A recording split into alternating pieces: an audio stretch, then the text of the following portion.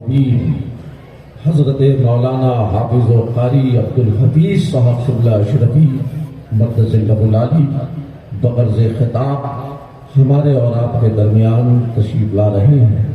آئیے زندگی کے ساتھ ہم اور آپ ان کی آمد سے پیش کر نعرہ تکبیر و رسالت کے فلک شگاف صدائے دل نواز سے اپنے قلب و جگر کو شاد و آباد کر لیں۔ نعرہ تکبیر، نعرہ رسالت، مسلمانان اہل سنت، عرس سرکار برہان پور، نعرہ تکبیر۔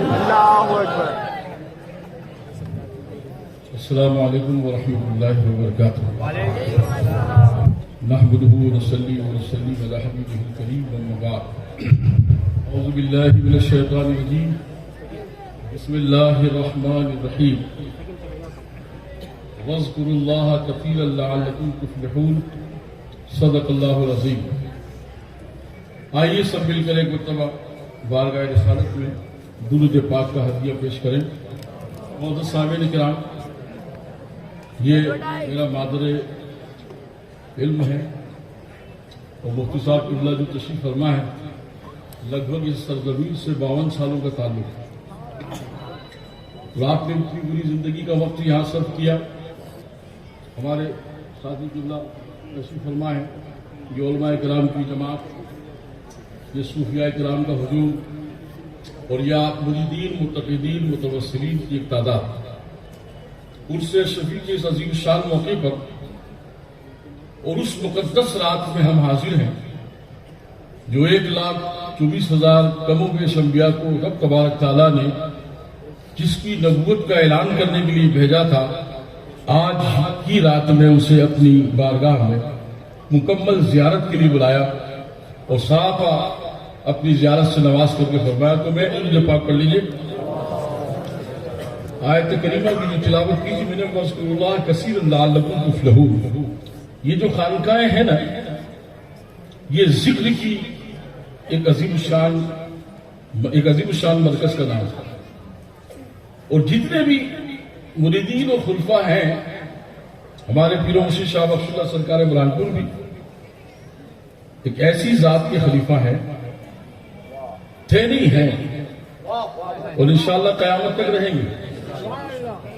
قبریں تو ہزاروں قبرستانوں میں دنیا کے ہیں، لیکن جو چمکدار قبریں ہیں جس کی روشنی دیش میں پھیل رہی ہے، یہ بتا رہی ہے کہ یہ زمین پر بھی زندہ تھے، زمین میں بھی زندہ ہے اور حشر تک، جنت تک، سب جگہ زندہ رہے۔ اور فیضان کیسے جاری رہا؟ یہ اس شخص کے خلیفہ ہیں کہ جس کے تقریباً 2000 سے زیادہ علماء و مشائخ خلفاء رہے۔ آج حسد کی بنیاد پر، تعصب کی بنیاد پر ان بڑے ناموں کو ہٹا کر، اشرفی ہٹا کر پیش کیا جاتا ہے، لیکن ہونا یہ چاہیے ایسے ایسے نام ہے کہ اعلیٰ حضرت فاضل بریلوی جس کی تفسیر ہے، اس کا نام جانتے ہیں آپ کیا ہے؟ کتنے لوگوں کے پاس کنز الایمان ہے؟ جس نے تفسیر لکھی ہے اس کا نام حضرت علامہ مولانا نعیم الدین صاحب مراد آبادی اشرفی۔ نظام شریعت کس نے لکھی؟ حضرت مولانا غلام جیلانی صاحب۔ آگے کٹ اشرفی، ایک تعداد، ایک ایسی تعداد کہ جس میں یہ کہا جائے کہ کوئی محدث سے کم نہیں، مفکر سے کم نہیں، اور طریقت میں کہا یہ جاتا ہے کہ مرید کو خلیفہ بننے کے لیے زبردست عالم ہونا چاہیے، اور اگر وہ زبردست عالم نہیں تو کیا آپ کو سکھا سمجھا سکے گا؟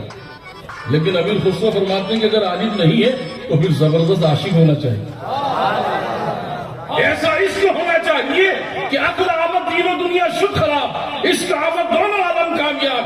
جب عشق آ جاتا ہے دوستوں تو پھر تصور سے دل و جاں میں اجالا کر لیا میں نے، جب آنکھیں بند کی ان کا نظارہ کر لیا، جب آنکھیں بند کی ان کا نظارہ۔ اور یہ کب ہوتا ہے؟ جب واذکروا اللہ کثیرا لعلکم تفلحون، بندہ جب کثرت سے خدا کا ذکر کرتا ہے، اپنے مشکل کی محبت میں مستغرق ہو جاتا ہے، تب یہ فیضان ملتا ہے۔ آج یہ برہان پور کی سرزمین ہی نہیں بلکہ پوری دنیا اس بات کو جانتی ہے کہ سرکار برہان پور کی ذات کون ہے۔ اور پھر میں بات یہاں نہیں ختم کروں، شاید حضرت کے علم میں بھی ہے، حضرت باقی بابا تشریف نہیں لائے، وہ اس واقعے کو پوری طرح سے جانتے ہوں گے. سعودی میں تھوڑا سا وقت زیادہ چلے گا بابا، آپ کی اجازت چاہیے کیونکہ میں یہاں کا طالب علم ہوں. جب کہیں گے بیٹھ جاؤ تو بیٹھنا ہے، مجھے اٹھ جاؤ تو اٹھنا ہے. ٹھیک ہے، یہ خانقاہ ہے، یہ میری مادر علم ہے. یہاں پر سب کچھ میں نے سیکھا. اس جگہ جھاڑویں لگائی ہم نے، اور آج اچھے ہمارے یہاں جھاڑو لگا رہے ہیں اس کی بنیاد پر. اس کی وجہ یہ ہے کہ جب تک تم خدمت نہیں کرو گے مقبول نہیں بن سکتے. اور آج ہو یہ گیا ہے کہ بس 4 سیکنڈ پیر صاحب کے آگے پیچھے ہوئے، ٹوپی رومال ڈالا پیر صاحب، اب اس سے کہیے الحمدللہ وضو بنا کے آتا ہوں، محفل ختم ہو گئی، لوگ سو بھی گئے، فجر کی اذان بھی ہو گئی، ابھی تک ان کا وضو ہی نہیں بن پا رہا. وجہ یہ کہ سیکھا ہی نہیں ہے نا. تو دوست سال محترم، ہوتا کیا ہے کہ جب تک ہماری کیفیات جو ہے عشق والی نہیں ہوگی، پھر غرور سب سے بڑی مسلمان کی جو تباہی ہے نا، کسی کو حسن پہ غرور، کسی کو علم پہ غرور، کسی کو دولت پر غرور، کسی کو اپنی رشتہ داری پر غرور، کسی کو نسبت پر غرور. یہ غرور نے اچھے کو نپٹا دیا ہے. ایک غرور کر کے 70,000 فرشتوں کو دن بھر میں پڑھایا کرتا تھا، آج نہ اس کا سرور بچا نہ غرور. اب تو لعنت اللہ الکاذبین میں چلا گیا، لا حول ولا قوت الا باللہ العظیم میں چلا گیا. اس کے لیے بھی قرآن میں آیت ہے نہیں، یہ پڑھو وہ پڑھو، ان الشیطان للانسان عدو مبین. یہ جو شیطان ہے تمہارا کھلا دشمن. بتا میں یہ رہا تھا کہ بڑی بڑی شخصیتیں حضور الشفیع علیہ رحمت و رضوان کی خلفاء میں رہے، لیکن ہمارے مرشد والا نے بڑی عظیم خدمات انجام دی اور مسلسل دی. اور اس طرح دی کہ سرکار الشفیع علیہ رحمت نے عرس مخدومی کے موقع پر یہ فرمایا تھا کہ اے تمام علماء مشائخ کی جماعت، آپ میرے خلیفہ اور مرید ہو، اور شاہ ولی اللہ میری مراد ہے. شاہ ولی اللہ میری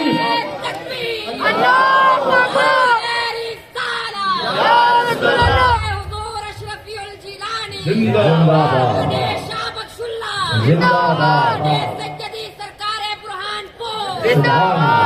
زندہ باد، زندہ. جو سرکار الشفیع کی مراد ہو اور پھر اس کی یہاں مرادیں پوری نہ ہو تو وہ نامراد. کیا بات، واہ واہ واہ، وہ پھر نامراد. اس کی ہی نہیں نا. ادب پہلا کرینا ہے محبت کے قریب ہے. تو اس شخص نے، ہمارے مرشد نے بڑے بڑے ایسے ایسے مسائل کا حل کیا ہے کہ اگر کرامتوں کی فہرست بنائی جائے تو تقریباً 1000 سال کی کتاب منظر آپ پہ آ سکتی ہے. کیا بات. اور اس کی وجہ ایک بڑی بات بتانے جا رہا ہوں میں. علم جو ہوتا ہے روشنی ہے، اور عشق جو ہوتا ہے وہ دل کے آئینے میں ہے تصویر یار. جب ذرا گردن جھکائی دیکھی، جب گردن جھکائی جاتی ہے تب باطن کے ظہور نظر آنے لگتے ہیں، باطن کی کیفیات نظر آنے لگتی ہے. یہ عشق کی منزلوں کا مقام ہے. تقریباً پہلا حج کرنے کے لیے جب پیر مرشد گئے تو ہمارے قاسم بابا کے صاحبزادگان تشریف فرمائے، قاسم بابا صاحب بھی ساتھ میں تھے.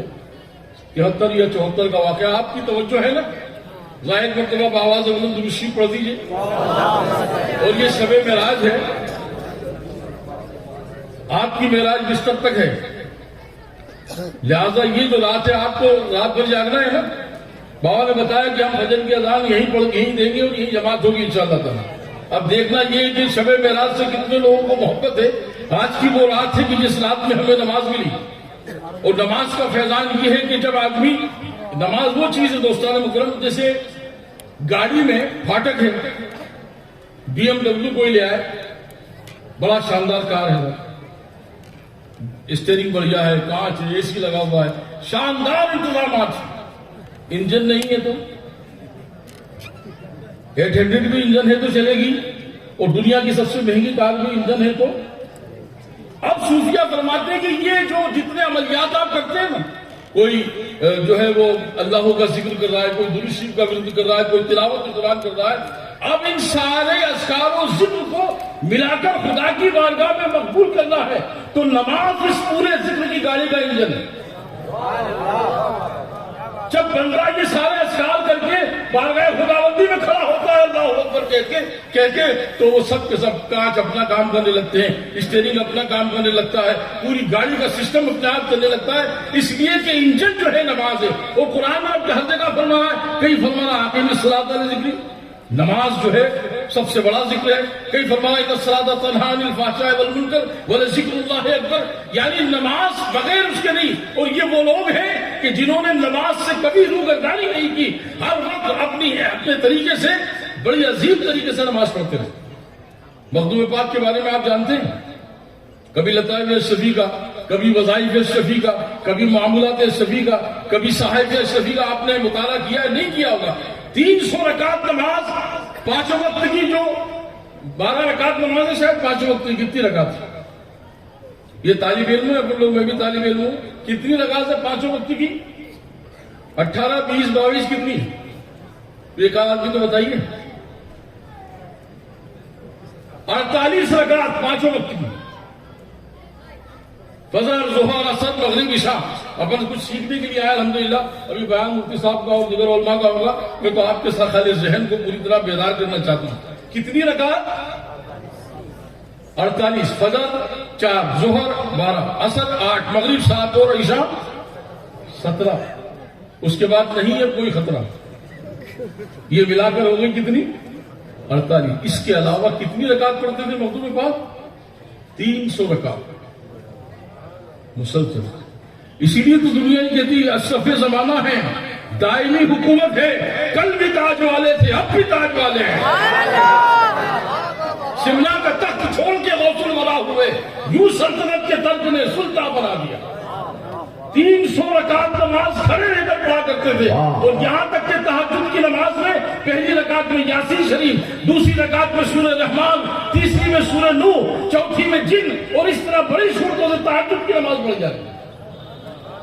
اور پھر سجدے میں سو رکھ کے اذان فجر کہہ رہے مولا اشرف جہانگیر کے پاس جتنا وقت تھا اور جتنی طاقت تھی اتنا کیا ہے، اب قبول کرنا چاہیے تیرا معاملہ. اور پھر صوفیہ کیا فرماتے ہیں؟ مقبول وہ کرے نہ کرے میری بندگی، سر ان کے بائنات سے اپنا جھکا تو ہے. سبحان اللہ. طریقت کے مقام کی طرف آئیے، اس کا ثواب اس کا ثواب، یہ جو چل رہا نا طریقت میں کیا ہے؟ شریعت میں سزا اور جزا. آپ نے کوئی کام غلط کیا تو اس کا کیا ہوگا؟ سزا. گناہ کیا ہے تو کیا ملے گا؟ بولیے نا آپ زور سے. آپ جاگتے رہیں گے تو یہ معراج کی رات پوری طرح شاندار گزرے گی. گناہ کیا ہے تو، اور نیکیاں کی ہے تو جزا. اس کے علاوہ بھی ایک چیز ہے، کیا ہے؟ سزا اپنی جگہ، جزا اپنی جگہ. سزا کا کام نہ کرو، جزا کا کام کرو. لیکن صوفی فرماتا ہے نہ سزا نہ جزا، محبت کر لے تو پھر مزہ ہی مزہ.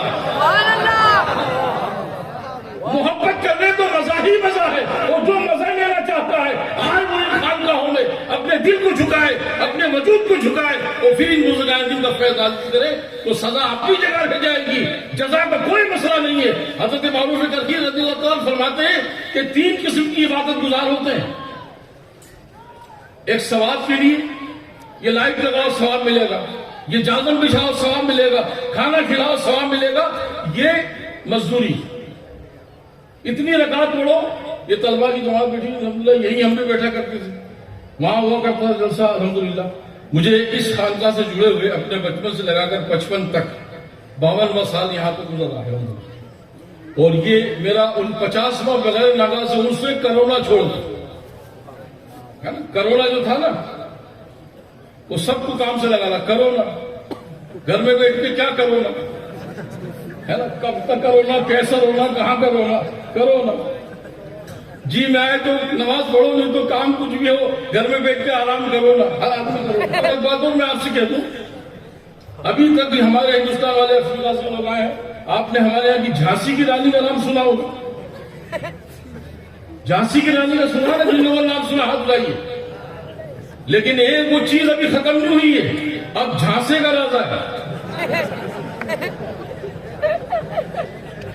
جھانسی کی رانی اور اس دور حاضرہ میں جھانسے کا راجا. اس طرح وہ کرو. علم جو ہوتا ہے نا، فقیری جس کو کہتے ہیں، وہ نفس کی غلامی کا نام نہیں، نفس کو غلام بنانے کا نام ہے. وہ سرکار قرآن پور کا معاملہ یہ تھا کہ 73 یا 74 کا وہ حج تھا سرکار کا پہلا. اب دیکھیے آپ، آج بھی سعودی میں پیری فقیری کا کوئی مقام نہیں ہے. کچھ لوگ جو بیزار اور پریشان ہیں وہ اس راستے پر آنے کی کوشش کر رہے ہیں. سرکار برہان پور کی اور اس زمانے میں تقریباً 3 مہینے رہا جاتا تھا. 1 مہینے مدینہ طیبہ میں، 2 مہینے حرم شریف میں. تو سرکار مرشد آباد کا جو دورہ رہا تقریباً 60-70 سے زیادہ ایک تعداد کی لوگوں کی. اور یہ واقعہ مجھے حضرت نے اپنی زبانی سنایا اس زمانے میں. سب مریدین بیٹھے تھے، اسی کے بعد ہم لوگ 2-3 دن رکا کرتے تھے. ہوا یہ کہ جب مدینہ طیبہ پہنچے تو حاکم مدینہ کے بیٹے کے سر میں ایسی شدید تکلیف ہوا کرتی تھی کہ وہ لوٹتا تھا. کرامت سنیے مدینہ طیبہ میں دکھائی جا رہی ہے. آپ اور ہم دولت کے لیے مرشد بناتے ہیں، ترقی کے لیے پیر بناتے ہیں، آسانیوں کے لیے پیر بناتے ہیں. اور یہ پیر وہ ہے کہ جس نے مٹا دے اپنی ہستی کو اگر کچھ مرتبہ چاہے کہ دانا خاک میں مل کر ملے گزار ہوتا. مختصر کرتے ہوئے یہ کہوں گا میں کہ جب حضرت کو دیکھتے تھے وہ تو ساتھ میں 60-70 لوگوں کا قافلہ ادب سے چل رہا ہے. تو اس زمانے میں 72-73 میں اتنی تعداد نہیں ہوتی تھی اور حرم شریف کی مدینہ طیبہ کی توسیع بھی نہیں ہوئی تھی. قدیمی عمارت تھی سرکار پاک صلی اللہ علیہ وسلم کی بارگاہ. تو وہ جاتے آتے جب قافلہ دیکھتے تو پتہ لگا کہ حاکم مدینہ کا ایک لڑکا تھا جس کے سر میں شدید درد ہوتا تھا. اور درد کی کیفیت یہ ہوتی تھی کہ وہ اس نے اپنے گھر کے اندر 50x20 کا ایک روم ایسا بنایا تھا جس میں قالینیں لگا رکھی تھی، دیواروں میں بھی چپکا رکھی تھی. وہ سر مارتا تھا اس سے. حیران ہو جاتا. دنیا بھر کی دوا، ان کے لیے پیسوں کی کوئی کمی نہیں، علاج کی کوئی کمی نہیں. ترکی سے، یمن سے، دیگر ممالک سے بڑے بڑے طبیب و حکیم اور ڈاکٹر علاج کر رہے ہیں لیکن آرام نہیں. اتفاق یہ ہوتا ہے کہ عادل سیٹ بھی ساتھ میں رہا کرتے تھے، اللہ ان کی مغفرت فرمائے. وہ انگریزی ہے، اردو، عربی وغیرہ سب جانتے تھے. اتفاق یہ رہا کہ جب انہوں نے پوچھا کہ شیخ کون ہے وہاں کے انتظامیہ نے، تو کہا کہ یہ ہندوستان سے تشریف لائے بزرگ ہیں، ان کے سب مرید ہیں. مختصر یہ کہ وہ بات چلتے چلتے حاکم مدینہ کے پاس گئی. کہا کہ بھئی ایک فقیر ہے. پوچھا ان سے، ان کے والد نے بھی کہا کہ انگریزی میں ان سے بات کر کے عربی میں کہا کہ ہر طرح کی دعا کر دیتے تو بڑے بڑے مسائل ہوتے ہیں، حل ہوتے ہیں. اور اللہ والوں کی دعاؤں میں تو نظر کیمیا حاصل ہوتی ہے نا. دیکھ لیتے ہیں جسے اگر تصور سے تو کام بن جاتا ہے. ہم تو یہاں پر 1,000 تعویذ، یہ پینے کا، یہ سونے کا، یہ جاگنے کا، یہ نہانے کا، یہ چلنے کا، یہ پھرنے کا، یہ دکان کا، یہ مکان کا، یہ گاڑی اسٹارٹ نہیں ہو رہی. یہ کہا ہے صاحب گاڑی اسٹارٹ نہیں ہو رہی. تو میں نے چلو ہم دھکا لگا دیتے ہیں. بولے نہیں کوئی ایسا تعویذ ہے تو بار بار بند ہوتی ہے. میں نے آگ لگا خالی بار بار بند ہوتی تو ہم نے لائی تھی تمہیں یہ گاڑی. تماشے مطلب ہر چیز کا تعویذ. ایک آئے صاحب بکری دودھ نہیں دے رہی، میں نے کہا یہ 100 روپے لے جاؤ ہوٹل سے لے آؤ. ایک آئے ہماری بلی دودھ نہیں پڑی. ابھی میں نے کہا ہمیں چائے نہیں مل رہی تو بلی بھی دودھ پلانے لگا. اس قسم کے تعلقات آج کل عوام کے اندر لگائیں. اور اس کا معاملہ جو ہے ہمارے پیر مرشد فرمایا کرتے تھے کہ دل میں ایسا تعویذ لے لو تصور شیخ کا کہ جب کوئی مسئلہ آ جائے اپنے مرشد کا تصور کرو مسئلہ آ جائے. تصور شیخ اتنا بڑا نقش و تعویذ ہے کہ بڑی سی بڑی بلائیں آپ کو ٹل جایا کریں. پہنچے، بات چیت چلتے چلتے حاکم مدینہ تک پہنچی. دوستان مکرم، ہم لوگ صرف چادر اور پھول تک ہیں کہ پیر صاحب کو 500 کی 1000 کی چادر چلا دی اور اچھا سا عطر پیش کر دیا، پھول لا کے پیش کر دیے، اور اگر تھوڑے بہت پیسے زیادہ ہے تو کوئی لنگر بنا دیا. ان کے حکم کی تعمیل پر آئیے، ان کے راستے پر چلنے کی کوشش کیجیے. ایسے ہی سرکار اشرف نے نہیں کہا تھا کہ میری مراد کا نام شاہ بخت اللہ ہے. پہنچے، بات چیت چلی، حضرت کو یاد کیا گیا. فرمایا کہ آپ مدینے کے ذرات سے بھی مجھے پیار ہے. اور میں نے تو یہ بھی سنا ہے کہ آپ مدینے طیبہ میں 4 یا 5 مرتبہ تشریف لے گئے لیکن مدینے میں حضرت نے چپل نہیں پہنی. یہ ادب تھا. ادب پہلا قرینہ ہے محبت کے قرینے میں. پھر کہیں فرمایا ادب کا ہے سویرے آسماں اظہر سے نازک تر نفس گم کرتا نہیں آئے جنہیں تو پائے جنہیں. ادب کا مقام یہ تھا. اب ہوا یہ کہ صاحب وہ ملاقات کی، بتایا کیا مسئلہ ہے، وہ ٹرانسلیٹ کرتے رہے، بات بتاتے رہے. اس نے کہا ایسا ویسا سب باتیں ہوئی. آپ نے فرمایا کہ ٹھیک ہے، ہمارا تو جو ہے وہ جانے کا وقت آ رہا ہے، ویزے کے معاملات ہیں. پانی کے جہاز سے اس وقت تشریف لے گئے تھے آپ، تو کہنے لگے میں آپ کا ویزا ہوگا 15 دن آپ کو زیادہ رہنے کا انتظام ہم کرائیں. حاکم مدینہ ہے، وہ جو چاہے کر سکتا ہے. مختصر یہ کہ سب تیاری ہوئی، کرو گے کیا؟ فرمایا ہم اپنے طریقے سے علاج کریں گے. ٹھیک، جہاں آپ کا قیام تھا کہا کہ اسے وہیں لائیے کیونکہ کچھ لینا ہے تو کنویں کے پاس ہی آنا پڑتا ہے. ورنہ لوگ کہیں گے کہ حاکم مدینہ تھا تو پیر صاحب ان کے گھر چلے گئے. ہوٹل میں انتظام کرایا گیا, وہاں پر بھی قالین بچھائے گئے, اور آپ نے کہا یہاں پیاز ملتی ہے کیا؟ اب دیکھیے علاج کیسے ہو رہا ہے. ہم پیاز یا پیاز دو چیزوں کو آج کا آدمی جانتا ہے, پیاز مسالہ تیز کرنے کے لیے اور پیاز مال تیز کرنے کے لیے. پیاز جو ہوتی ہے مال تیز کرتے ہیں ایسے لوگ کہ 100 تھے تو 500 ہو گئے پیاز. بہرحال پیاز مکا, پیاز کہاں, بس یہی علاج ہے. پیاز منگوایا گیا, ایک تعداد میں پیاز آئی, آپ نے فرمایا کہ اس بچے کو پیاز کاٹنا ہے. دوستان محترم, حکمت جو ہوتی ہے نا بزرگان دین کے پاس ہی ہوتی ہے, وہ کب کس چیز سے کس کا علاج کرنا. ہم نے دیکھا بواسیر میں چنے سخت مضر ہیں, حضرت نے ایک کو چنے کھلایا مسلسل 1 مہینے تک, بواسیر کا علاج بھی ہو گیا. اور یوں کوئی ڈاکٹر کے پاس جا کے کہتا کہ مجھے بواسیر ہے, اور میں تو چنے کے بغیر مانوں گا نہیں, وہ کہے گا ڈاکٹر تو ادھر جا بابا, ادھر آنا مت ورنہ مجھے مروائے گا. چنے مصیبت کا سامان. حضرت نے چنے کھلا کے بواسیر ختم کرا دی. تو کیا ہوا دوستان مکرم, 5 کلو پیاز وہ حاکم مدینہ کا لڑکا روز کاٹتا, اور دھیرے دھیرے دھیرے حالات یہ ہوئے دوستان مکرم کہ وہ تڑپنے کا معاملہ جو تھا نا وہ آدھے گھنٹے کم ہونے لگا. معاملات یہ ہوئے کہ 15 دن کے اندر وہ لڑکا جو دن بھر میں تقریباً 24 گھنٹے کے اندر 18 گھنٹے سر درد کی تکلیف سے تڑپتا تھا, اب وہ معاملہ 2 گھنٹے پر آ گئے. پھر 15 دن اور بڑھائے گئے. 1 مہینے کا مدینے میں قیام تھا الحمدللہ حضرت کی, اور سرکار پاک صلی اللہ علیہ وسلم کی محبت کا انداز دیکھیے, اپنے چاہنے والوں کو روکتے بھی ہیں تو کیسے کہ کسی کو فیض پہنچانے کا انتظام کرا دی. 2 گھنٹے کا جو مسئلہ تھا وہ بھی 22 سے 23ویں دن وہ بھی ٹھیک ہو گئے. اب بچہ فٹ ہے, اس سے کہا گیا جاؤ گھوڑا چلاؤ. گیا 7-8 کلومیٹر تک گھوڑا چلا کر آیا. 1 دن 2 دن 5 دن, پھر آپ نے کہا اب 1 کلو کر دو, اب آدھا کلو کر دو, پاؤ بھر کر دو, اور پیاز برابر کاٹا. حضرت کوئی دوا فرما ہو گئی اس کی دوا. آپ پہلی پیاز پر جب حضرت نے پوچھا, کسی نے ساتھی نے پوچھا حضور پہلی پیاز پر آپ کیا پڑھتے ہیں؟ میں کہتا ہوں یا رسول اللہ میں تو خود لینے یہاں پر آیا ہوں, یہ مجھ سے لینا چاہتا ہے, اگر مجھ سے لینا چاہتا ہے تو پیاز پہ شفا دے دو. پیاز میں شفا ہو گئی, ٹھیک ہوئے. اب حاکم مدینہ حاضر ہے, حضور حکم فرمائیے. دارالعلوم چل رہا تھا, خان کا بندگی, انتظام سارے ضرورت کے تھے. کہا کہ اگر میں کہوں کہ مجھے مدینے کی حکومت دے دو, کہا تیار ہوں.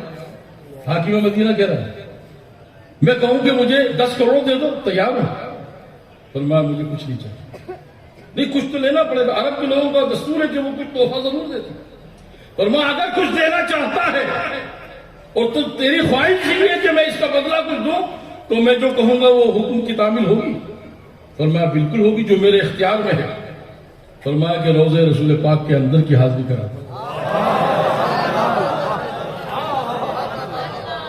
کھڑا ہو گیا حاکم مدینہ, کھڑا ہو گیا اندر. اس کے علاوہ کہا کچھ نہیں چاہتا, بس میں چاہتا ہوں کہ ایک بار میں اپنے آقا کے روضے کو اندر سے دیکھ لوں.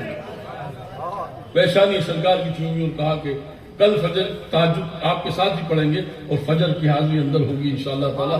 تو یہ فیضان اس ذات کا نام ہے جس نے آقا صلی اللہ علیہ وسلم جو ہم صرف گمت دیکھ کر مست ہو رہے ہیں وہ اندر دیکھ کر مست ہو کر آئے ہیں. میں مست ہو گیا روح جانا نہ دیکھ کر. دوستان مکرم رب تبارک تعالیٰ ہمیں اپنے بزرگوں کا فیضان عطا کرے اور ان کی محبت میں وَاذْكُرُوا اللَّهَ كَثِيرًا لَعَلَّكُمْ تُفْلِحُونَ.